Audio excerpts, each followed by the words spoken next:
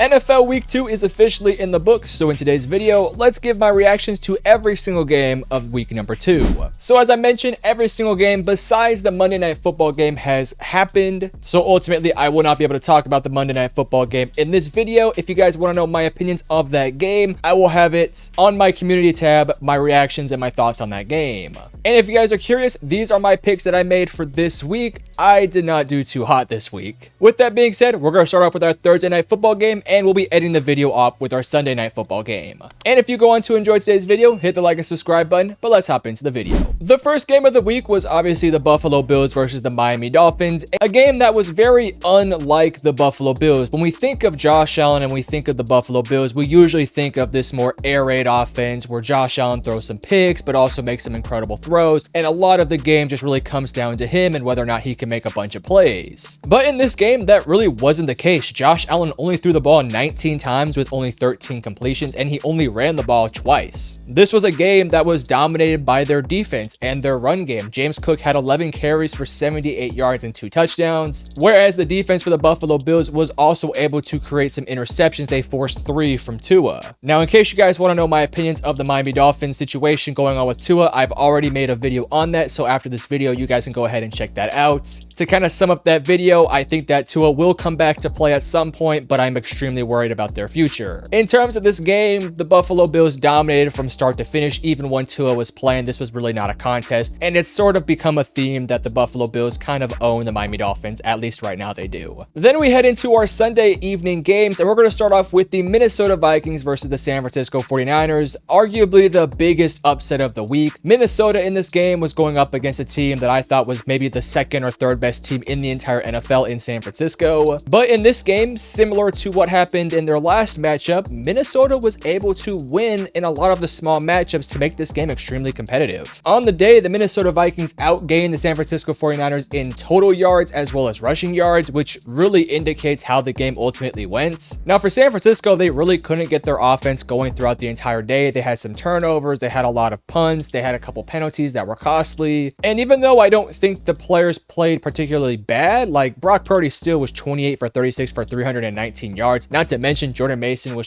had 20 carries for 100 yards and a touchdown. But ultimately, it just felt like this 49ers team was just off a little bit. Am I panicking about the Niners? No, absolutely not. This just was one of those games where they just kind of felt a little bit flat. But in terms of Minnesota, this is an awesome win that puts them 2-0 on the season, with Sam Darnold actually looking very impressive. So if they can keep on this momentum, this could potentially be a team that maybe could find a spot in the wild card. Obviously, it's really early in the season, but when you have 2 impressive wins, especially an impressive win over San Francisco, it does mean a little bit of something. Moving on though to the Seahawks versus the New England Patriots, a Super Bowl rematch of some sorts. This was a very competitive game, and I've been extremely impressed with what I've seen from New England. Despite the fact that they lost, they were still able to do a lot of the things that this offense wants to do. They don't want to rely on Jacoby Brissett to throw the ball a crap ton. He only threw 27 passes in a 4-quarter game, not to mention the overtime. They want to run the football down your throat, which they were able to do with both Ramondre Stevenson and Antonio Gibson. Ramondre had 21 carries for 81 yards and a touchdown, whereas Antonio Gibson, bit of a surprise here, 11 carries for 96 yards. And this was, at least in the passing game, a big Hunter Henry day. He had 100 total yards, which I don't know the last time that he's had over 100 yards. And for the most part, the offense just kind of did their job. They were able to establish some drives and put up enough points to really keep them in this game and rely on their defense to keep the game within reach. Ultimately, I thought the Patriots defense played really solid. Kyle Duggar had a big day, so did Keon White with 1.5 sacks. But ultimately speaking, the talent gap between the Seahawks and the Patriots just proved to be a tad bit too much. The Seahawks ultimately would win this game in overtime, with Geno Smith having a very, very solid day, especially with their big receivers, DK Metcalf having over 10 catches for 129 yards, and Jackson Smith-Njigba having arguably one of his best games of his career with 12 catches for 117 yards. In a day where Kenneth Walker wasn't there, they did rely on Zach Charbonnet, and ultimately the run game was very ineffective throughout the day, which was a big reason why Seattle's offense couldn't really get too much momentum growing for them to win this game by a bigger amount. Ultimately though, this is a very gritty win for Seattle, and I still think that New England has to feel pretty good about themselves despite the loss. Let's go ahead and move on now to the New York Giants versus the Washington Commanders, a game that I thought was going to be a bit more of a blowout, but give credit to the New York Giants. They were able to force some field goals, and they played pretty pretty good themselves. Ultimately speaking though, Daniel Jones still had a couple moments. He was better today, but he definitely wasn't great per se. He was 16 for 28 for 178 yards and 2 touchdowns, a definite improvement over the last couple weeks of football that we've seen from him. Though I wouldn't get too caught up in that. They were going up against a very bad defense in Washington. But for New York, there was definitely some signs of positive growth from this team. Malik Neighbors looked absolutely amazing, and Devin Singletary was actually really productive. So if you're looking for a bit of a silver lining and a little bit of some confidence moving forward, the Giants had a good game against a bad team, but again, we're taking some whatever we can get here. For Washington, Jaden Daniels was effective in the pass game and continues to be effective with his legs. He definitely does have some rookie moments where he's making some dumb mistakes as well as just missing some easy reads. These are all things that we should have expected from Jaden Daniels. I think thus far though, he's been the best rookie quarterback that we've seen in the NFL so far. The run game was affected today with Brian Robinson able to carry for 133 yards, and Zach Ertz, welcome back to the NFL, 4 catches for 62 yards. Ultimately, this was a game that was decided because the New York Giants did not have a field goal kicker for most of the day, which was really odd. And Washington, who, don't quote me on this, but I'm pretty sure I heard that they just signed their starting kicker, had himself a day, so shout out to that guy. With that said, let's go ahead and talk about the LA Chargers versus the Carolina Panthers, a game in which I thought was going to be a bit closer, but ultimately it was a beatdown from start to finish. When I did my predictions video, I thought that the Chargers were going to win this game, but I did think that Carolina and Bryce Young were able to be somewhat better after a full week of preparation and a little bit of some time to sort of recover from that terrible loss to New Orleans. But sadly, I was wrong again with Carolina. They looked abysmal yet again, and Bryce Young continues to struggle thus far through his career. We'll start off with the more positive side of things with the LA Chargers. They put together a solid game plan and they executed it at a very high level. This is not a good Carolina Panthers team, so there's not a lot you can take away from this game, but I think if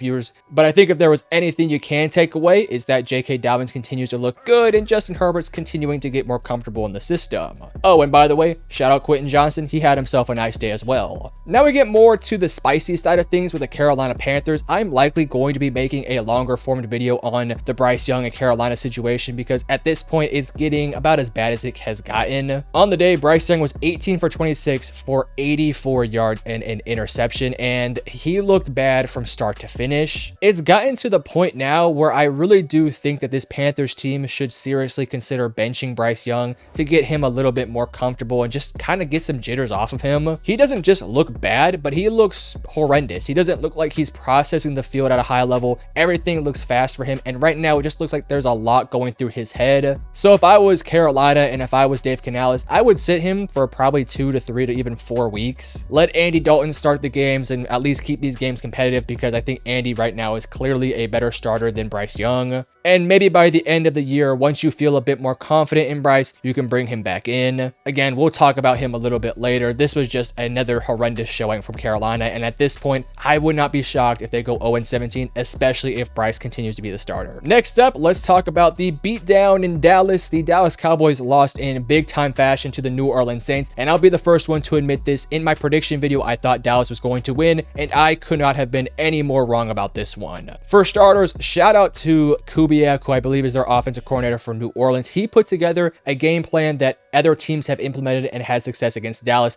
and they executed it at a very high level. Similar to Carolina, I'll likely be making a video on Dallas throughout the week, so I don't want to give too much away. But in the context of this video, Dallas can't stop the outside runs, and if they can't stop the outside runs, it's going to open up so much more for the offense in the play action game, the deep shot game, the RPOs, the inside runs. Basically, everything is built off of the fact that they can execute outside runs. And with Dallas, for the defense, they just can't seem to get how to stop those outside runs. I don't understand how this is such a big issue for Dallas. New Orleans essentially just executed the exact same game plan that Green Bay did in their playoff game where they blew out Dallas. And it's also a very similar game plan that we saw other teams put against Dallas, like Arizona and the San Francisco 49ers. So for Dallas, I feel as if this is a horrendous loss, and I don't even think the offense played that bad. Sure, Dak had 2 interceptions, but one wasn't his fault, and one was so late in the game that it didn't even matter. CeeDee Lamb continues to look good, and the run game continues to look bad. This Cowboys team is in a really tough situation, and I want to go in much more detail about what this could mean for the rest of this year and the future for Dallas. When it comes to New Orleans, they are a top 10 team in the NFL, and I'll be the first to admit, I did not think they were a good team at all, but they have looked damn good thus far this year. They blew out Carolina in a game that was just embarrassing, but then they did the exact same thing to a good team in Dallas. Derek Carr did have one interception that kind of was and kind of wasn't his fault, but outside of that pick, he was fantastic the entire day. Alvin Kamara with 4 touchdowns, again dicing up that Dallas defense. And in a game where Dallas was talking a lot of crap pregame, they looked like absolutely trash against a clearly better team in New Orleans. They look scary. Let's move on to the Green Bay versus the Indianapolis game, a game in which I thought Indianapolis was going to steamroll Green Bay because of the injury to Jordan Love, but give credit where credit is due. Malik Willis and his Packers team actually looked really good. For starters, they ran the ball a lot. Josh Jacobs had 32 carries for 151 yards, and despite the fact that the game plan was very clear from the beginning,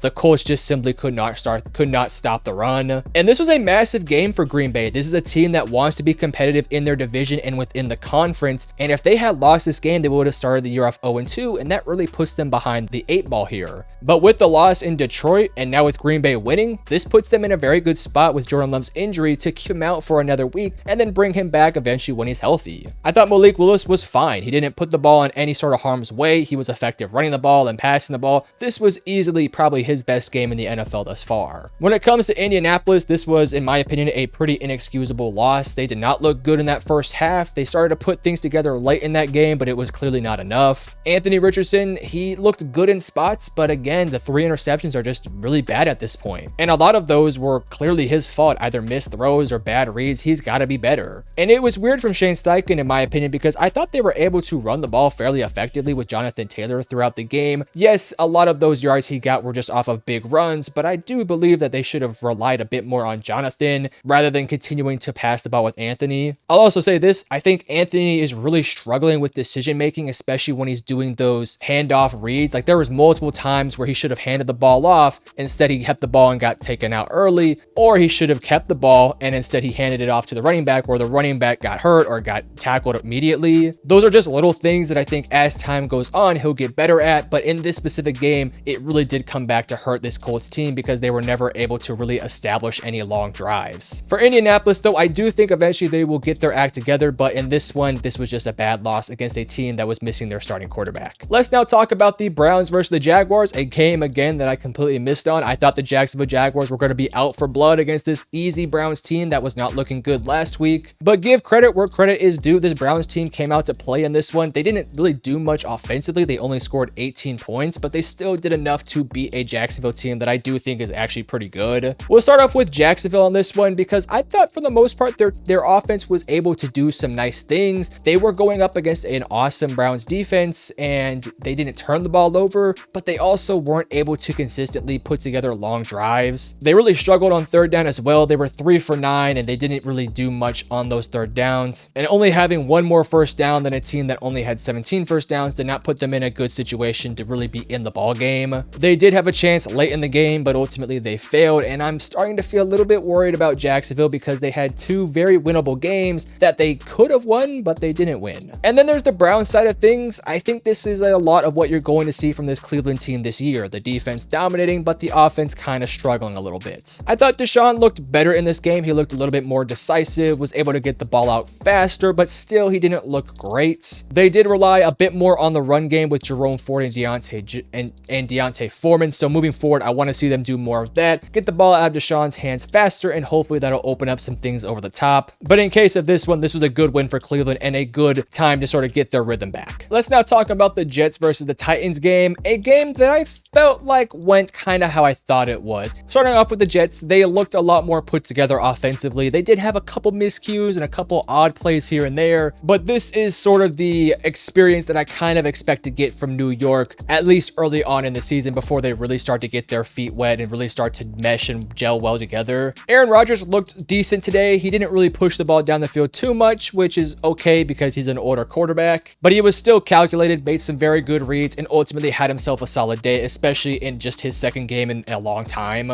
Garrett Wilson continues to be excellent, but in my opinion, he still needs to get the ball more. He only had 4 catches today. I think he needs to be in that 6 to 10 range basically every single game. And Breece Hall, who had a couple of weird plays throughout the day, he did finish with 62 carries, as well as a very nasty receiving touchdown. He had himself a good day. Again, kind of a weird day for him though. He had a couple miscues throughout the day. And then for Tennessee, you're starting to see a bit of a pattern here with Will Levis. You sort of see the good at times, but then you also see a whole lot of bad sometimes. He made a couple couple just disgusting plays that should not be done by a starting level quarterback in the NFL. But then you also see the positives with it, where he's making some really good plays, some good reads, and it's really frustrating with Will Levis because you want to see him be consistent and be good, but he just hasn't gotten there yet. And for this Titans team that is a big combination of older veterans who are trying to win now, I just don't know how much longer you can really work with a guy like Will Levis, who's just a little bit too inconsistent right now. Then we had a very good game here between the Detroit Lions and the Tampa Bay Buccaneers, a rematch from the playoffs of last year. This time the Buccaneers won, and yeah, the Tampa Bay Buccaneers are currently a top 10 team in the NFL, and I've been kind of disrespecting them throughout the entire offseason, but give them their flowers, they looked good today. Baker Mayfield only threw the ball 19 times, only had 12 receptions, but still put together a very solid day despite the interception. They were able to move the ball down the field effectively, especially when they needed to, which I think is sort of the highlight of the day. They really weren't a efficient offense. They weren't moving the ball consistently down the field, but when they needed the big plays, they were able to get some big plays, whether it was through some runs or basically all through Baker Mayfield. I think we all owe Baker a bit of an apology because he's looked great thus far this year, so shout out Baker Mayfield and shout out that Buccaneers defense because they did their dang job. And then there's the Detroit Lions side of things. You come off a big win last week where you go to overtime with the LA Rams and you have a bit of a stinker here against the Tampa Bay Buccaneers. Jared Goff was not good today. They threw the ball 55 times, which is very unlike Detroit this week. Goff did have 2 interceptions, no touchdowns. I thought he looked pretty good throughout the game, but just made a couple costly mistakes that kind of proved to be a little bit too much to overcome. Jahmyr Gibbs had 84 yards, and of course David Montgomery was able to get his in as well. This was a game where Amon-Ra St. Brown was able to get back to what we typically see from him, whereas last week he only had I think 2 or 3 catches. Aiden Hutchinson, also shout out to him, had 5 sacks today, which is absolutely ridiculous. He's probably, as of today, the favorite for Defensive Player of the Year. Unfortunately, it is a loss. I'm not too worried about this for Detroit. They're still a great team, but we'll see if they can overcome this next week. Then we have another shocker of the week. The Raiders, my Raiders, beat the Ravens in a game where they were down at one point 10 points in I think the 4th quarter. Now, admittedly speaking, I really had no faith in the Raiders to win this one. I did not think Gardner Minshew was going to have any sort of success against this Ravens defense, but give him credit. He was 30 for 38 for 276 yards, a touchdown, and 1 interception. He was basically force feeding the ball sometimes to Devontae Adams, but Devontae kept proving him to be a valuable weapon. He kept making plays. And despite the run game basically being non-existent for this Raiders team, they were still able to put together a couple of drives that I thought they were not going to be able to do against a very good Ravens defense. For the Raiders, I don't think this changes much of my outlook for the season for them. I obviously still believe that this is going to be a bit of a filler year, you could say. This is not going to be a year where they make the playoffs or win a championship, but sort of a year to kind of get back into the right direction. So for a win like this is obviously a great sign of what's to come. Shout out to Max Crosby, who was great today. And also, I did love the leadership that he showed when he was talking to Gardner Minshew after he threw that interception. And then we have the Ravens side of things, and I still think Baltimore's a great team, but this is just a really bad loss, especially when you're up super big against a bad Raiders team. Lamar looked a little bit lethargic out there. He didn't really look like he was in it to win it like he did last week. Maybe that's a bit of because of the bit of a drop off you get from competition, from going to the highest of highs against the Chiefs to kind of going down to a worser team. This was a day where Isaiah Likely didn't get involved in the offense as much as he was last week, and I do believe that definitely did hurt the passing game. You do want to give credit to Zay Flowers, though. He had a nice day, and also Derrick Henry was featured a lot more in this game. But moving forward, I'm a little bit worried about this offense for the Ravens because this is back-to-back weeks where they were unable to get the job done against, in my opinion, two teams that they could have beaten, even though Kansas City is a great team. With that said, don't panic yet, but if they lose to Dallas next week, then I think it's officially time we kind of start to hit the panic button. Then we go into another shocker, but also another blowout. The Cardinals pummel the LA Rams 41-10, and I think it's time to hit the panic button on the LA Rams. Not because they're a bad team, and not because they're not going to make the playoffs, but Cooper Kupp went out in this game. Puka Nacua is out for the next couple weeks, and Matthew Stafford continues to look dinged up. I'm concerned about this Rams team, especially in the immediate future. Now, again, I do think LA is going to be a good team, and I think at some point they'll start to get some wins stacked up, and they'll probably at some point be in the wild card conversation. But in a game against a clearly inferior team, you really struggle to do anything, and my God, they got torched by Marvin Harrison in that first quarter. He had 4 catches for 130 yards and 2 touchdowns, and I think all of that was in the first quarter, if not most of it. And this game was essentially done right out of the get-go. Arizona moved the ball effectively in like 2 drives to basically shut out this LA Rams team. And by halftime, the score was 24-3, which was way too much for this team to overcome. I think it's time that we hit the panic button slightly on LA right now because they're 0-2 and they should be, at least in my opinion, 1-1, maybe 2-0 if they put together a couple of drives to beat Detroit. Stafford's still looking like Stafford, but he's also dinged up here and there. And your 2 all-pro level receivers are injured right now, which is a big time concern for me. Then there's Arizona, and they looked great against Buffalo early on before they kind of fizzled out late. That's a good Buffalo team, so no hate there. And then they put the smackdown on LA, and they got their offense rolling, and it's looking pretty nice. James Conner had himself a day over 100 yards and a touchdown. Marvin Harrison Jr., after a day where he only had 1 catch for I think like 2 or 3 yards, had himself a massive day. And you also have to give a ton of credit to that offensive line. They played their asses off. Not to mention, shout out that defense, shout out the scheme, shout out the coaches. They put themselves a masterclass on tape today, a dominant performance from them.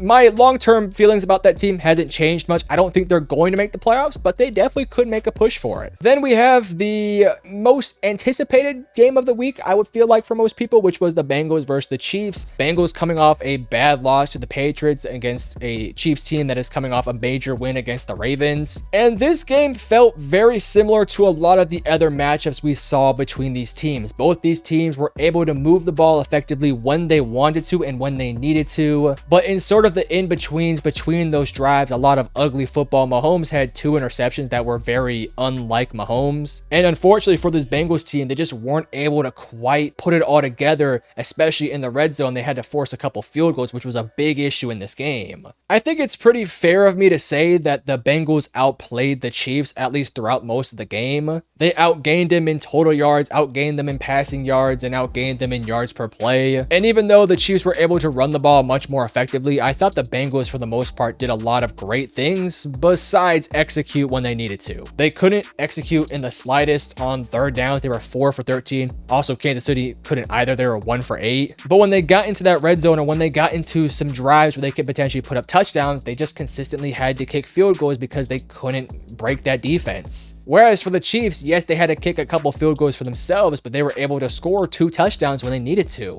Mahomes wasn't himself today, and this Chiefs team, all in all, wasn't themselves today, but yet they still managed to find a way to win. And no, we shouldn't blame the pass interference late in the game. That was a blatant pass interference, so I think we just have to take it as it is. The Chiefs are the better team right now, and they're clearly the best team in the NFL, beating 2 of the best teams in the AFC, at least in my opinion. Then we have a bit of a boring game, but a game that I got wrong myself. I thought the Broncos were going to beat the Steelers, but in this case, shout out the Steelers, they won 13-6 to the Denver Broncos. When I did my initial analysis of this game, I said that I thought the team that scored 20 was going to win this game, but ultimately neither team even hit 20. So I probably should have predicted 10 in this situation. Pittsburgh, though, was able to put together a couple of nice drives to ultimately win the game, whereas Denver just couldn't do anything basically the entire day until very late in that game. We'll start off with the Steelers side of things here because you've seen some good things from Justin Fields. Obviously, the big thing that everyone wants to talk about is the fact that he can't pass the ball, but in today, I thought he did a decent job. He was taking a lot of what was given to him. He made some big plays to George Pickens, and they did a couple of nice things to get Pickens some big time catches. But ultimately speaking, on a day where they only scored 13 points, this was a very poor offensive performance from both teams. And in my opinion, I'm a little bit more disappointed in Pittsburgh than I am in Denver, because here's the thing. I know you guys aren't an offensive team, but your starting quarterback is better than what they had last year, and you supposedly have an upgrade in the offensive coordinating room, yet you only scored 13 points against a bad Denver defense. I'm not saying you bench Justin Fields for Russell Wilson, but I think at this point I rather would have Russell Wilson. You've gotten 2 wins thus far this year, and I don't think I've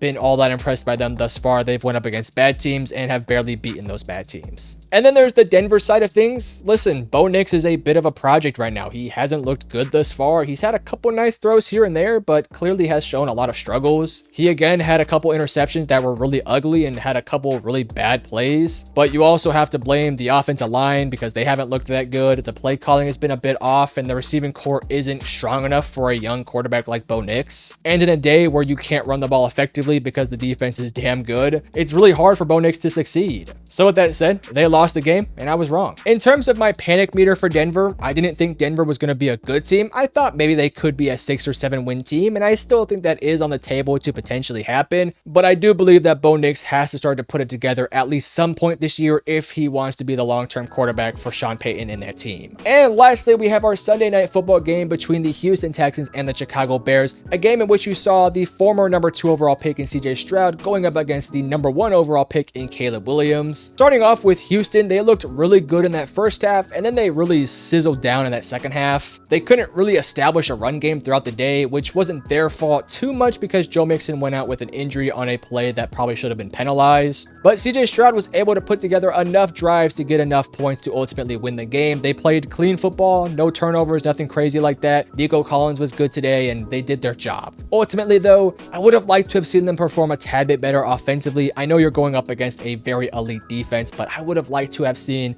I don't know, maybe 25 points scored, which is, I guess, just my opinion. With that said, I'm not disappointed. They're clearly still a top 10 team. And then there's the Bears side of things. Listen, Caleb hasn't looked great thus far, but you can also point the finger at a lot of different things. Offensive line has been horrendous. There really is no run game on this team. And if there's no time in the pocket, it's really hard for Caleb to seriously succeed in this team. One thing I do want to point out that isn't really football related, but it is more of team ego related. I do not like what I've seen from DJ Moore when his quarterback is out there getting sacked or when he's getting punished. DJ Moore just is acting a little childish in my opinion. And I get it. He's frustrated. He wants the ball and he wants to be thrown an accurate ball. I don't blame him. But in my opinion, you have a rookie quarterback who's trying to succeed at a high level with a piss poor offensive line. I think you should try to motivate him. And maybe I'm reading a tad bit too much into this, but I would like to see DJ Moore be a bit more of a leader in that situation. With that all said though, don't panic on Caleb Williams. It's very early into his career. The offensive line will get better, I hope, and hopefully this run game will as well. But with that all being said, again, I want to pop up on the screen here what my predictions were pre-game. I did bad this week. I'm just going to be completely honest with you guys. Hopefully my next week's predictions are a lot better. Predictions coming Thursday. And if you enjoyed the video, hit the like and subscribe button, and I love you guys. Peace.